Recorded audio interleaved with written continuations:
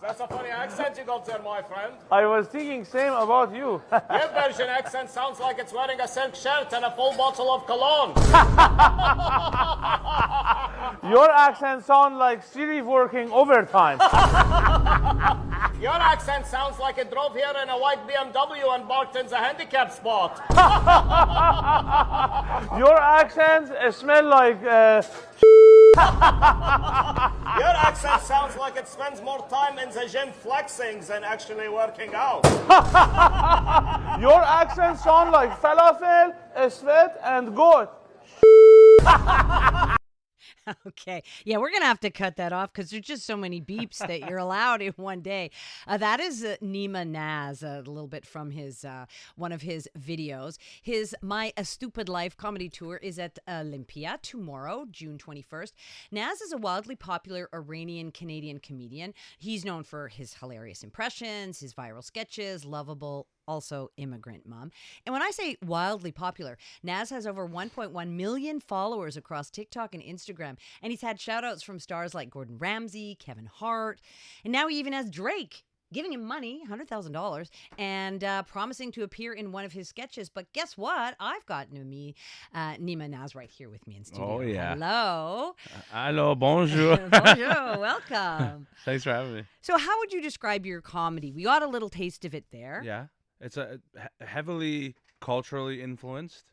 A lot of cultural jokes, a lot of different observations about family, especially being, from a Persian background. My parents, are from Iran, and just a lot of cultural jokes. I grew up with a lot of different backgrounds of people from different parts of the world, so that's just mostly my sense of humor.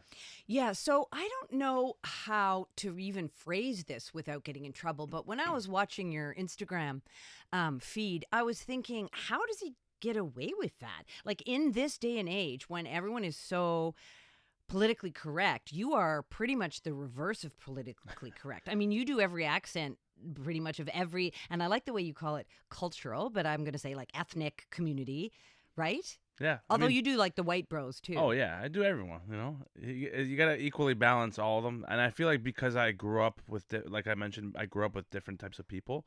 That's why I can, quote unquote, get away with it, because it's genuinely just how I was raised. I grew up with, like, Indian people, Chinese people, Arabs, white people, black people, like the whole spectrum. And we always used to rag on each other all the time about our different families and our different accents and mannerisms. And so that's just what I'm used to. Yeah. So it's normal for me. And so who are the, like, looks like you co-opt some of those people into your videos, right? You've got friends standing in garages with you being Italian. You've got friends dancing around being Arabs. Seem to be the same friends. Yeah. I mean, it's just people I really get along with in real life. And that's genuinely who they are as well. And that I care about authenticity more than anything. So everything you see is authentic. It's not me trying to push the boundary or be purposely offensive. It's just genuinely who I am. Yeah. And so how did you start off doing this? I actually didn't know about comedy until I found out there was a comedy program in Toronto that offered like a 2-year program. They offered stand-up courses and sketch comedy and acting and all those things. And I was actually in university at the time, studying kinesiology, learning about Which human. is hilarious. Yeah, it is. It's hilarious. Human anatomy, so funny. But I just was kind of miserable, and I didn't make decisions for myself at the time. And when I found out that there was a program in Humber, a place called Humber College in Toronto, it clicked for me, and I dropped out the next day, and I just went all in. Wow. Yeah. I know Humber College used to have a great music program. Yeah, It that definitely tends towards the arts. So you weren't that like annoying kid in the back of the class that was always cracking jokes? Oh, I was you annoying, were. but I carried on into a professional way now, Yeah. so I'm pretty happy about it. So we talked about your friends, and your friends are definitely front and center in those videos. Tell me about your mom. Yeah, my mom is the true superstar. She's a gem. She's the GOAT, as the kids say. Greatest of all time. Yeah, she's honestly the best sport. At first, it's funny when I first started to make jokes with her on camera.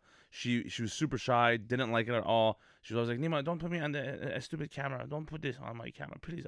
What is this person gonna think? What is your cousin gonna think? Like, always worried about the image of what people will think. But then as soon as I posted one video of her and the comments were just flooded about how much they love my mom, then she started to turn her ways. Yeah. Like, it got to a point where I was in the basement one day, and after I posted a video of me and her, I just hear my mom laughing and repeating the same video that we filmed like 100 times. I go up into her room like, what is this? And she's just in the corner like, yeah, Neema, look what they said about me. And look what they said. Oh, Look. she likes the comment. She's like reading the comments and she's like, oh my God, look, this person said I'm really funny. You're really amazing. I was like, oh, yeah. So she's a diva now. Oh, yeah, pure All diva. To the right. point where when we're filming now, she tells me what to do. She directs the video. Hello, she's your mother. Yeah. Of course. I'm not gonna. Is she coming on tour with you? She actually has come to a few of the shows locally in the GTA where I'm from, Yeah. but it's hard for her to travel everywhere with Well, me. plus, 'cause like, I I'm imagine everywhere. it's every comedian's dream to travel with their mother. Oh yeah, of course, definitely, yeah. Let her take over the tour. I don't care. So, okay, so that's fun. So how did you go from, so you're in kinesiology and you discover this program, and like, how did you go from that to being, what is it, 1.1 million followers and Drake and all of that? Like, what was the trajectory? Oh, I think it's just about staying consistent throughout the years. This was about 10 years ago when I started, coming up on 10 years. And from the beginning, when I started, I didn't go into it half-assing it, or I don't know if I'm allowed to say that. Oh boy, you'll have to leave now. Sorry. Do you have There's that no other beep way sound, to, Jay? to say. So and I went into it with the idea of I'm gonna do this 100% or nothing, and that's actually what my dad told me when I dropped out. He's like a little disappointed because in my culture it's very like engineer, lawyer, doctor, or failure. Yes. There's no other option. Yeah. And so at the beginning, he's like, all right, well, he saw how much conviction I had to do this. He was like, all right, well, we're not going to change our kid's mind.